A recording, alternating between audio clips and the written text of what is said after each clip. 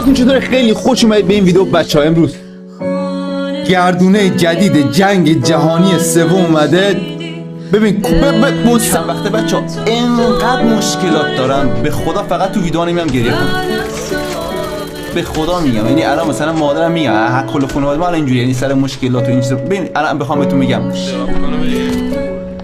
پینگ بازی خرابه، کاستوم روم نمیشه برید بذارم براتون چی میگم، خیلی سخت شده کانتنت سازی.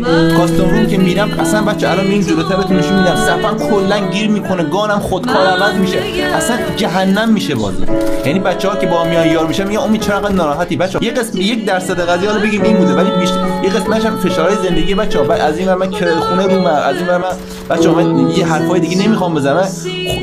بیای این خانواده منه، درآمد این خانواده بچه با منه. خب یعنی مثلا این مشکلی پیش با منه قضیه، من این فشار رومه. خب خانواده‌مون یکی دو نفر نیست، من هستم، خواهرم، مادرم، کلا اینجوریه، کسی جز من شغل نداره.